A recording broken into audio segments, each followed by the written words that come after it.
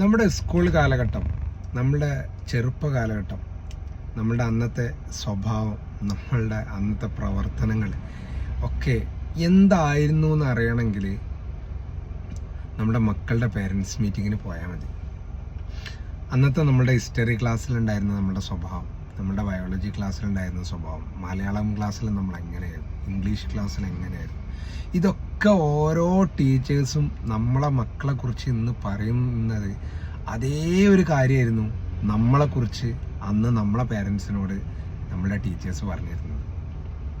ഓരോ ക്ലാസ്സിലും നമ്മൾ ആകത്തുക എന്താണ്, ഓരോ ക്ലാസ്സിലും നമ്മൾ ആകത്തുക എന്താണ് എന്നുള്ളത് വളരെ കൃത്യമായിട്ട് ഇന്ന് നമ്മളെ മക്കളെക്കുറിച്ച് അവരുടെ ടീച്ചർമാർ നമ്മളോട് പറഞ്ഞു തരുന്നുണ്ട്. അത് കേട്ടാൽ തന്നെ മനസ്സിലാവും നമ്മൾ എന്തായിരുന്നു ആ കാലഘട്ടത്തിൽ. നമ്മളുടെ കയ്യിലുള്ള കുരുത്തക്കേടും നമ്മളുടെ കയ്യിലുള്ള അന്നത്തെ കളിയും തമാശയും നമ്മളെ എൻ്റേർലി സ്വഭാവം ഒരു പറഞ്ഞ് ക്ലിയർ ആക്കി തരും. അറിയാൻ താല്പര്യം ഉണ്ടെങ്കിൽ വൈഫുമാരെ മാറ്റി വെച്ചിട്ട് നിങ്ങൾ ഒരു ദിവസം നിങ്ങളുടെ മക്കളുടെ പാരൻസ് മീറ്റിങ്ങിനൊന്ന് പോയി പങ്കെടുത്ത് നോക്കി. എഡ്യൂക്കേഷൻ ഇപ്പോഴത്തെ കുട്ടികൾ പല രീതിയിലാണ്, പക്ഷെ നമ്മുടെ സ്വഭാവവും നമ്മളുടെ ക്യാരക്ടറും നമ്മളുടെ ബിഹേവിയറും മൊത്തം അറിയാൻ പറ്റും. സത്യം പറയാം, ഞാൻ ഇതിങ്ങനെ കേട്ട് നിൽക്കുമ്പം ഞാൻ ഇതിനെക്കുറിച്ചാണ് ആലോചിക്കുന്നത്.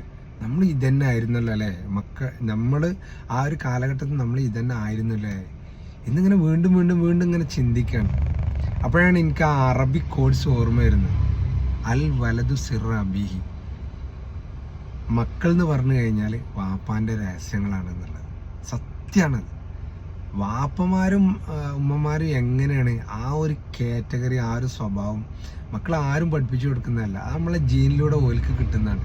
സെയിം ഡിറ്റോ ആണ് മക്കൾ.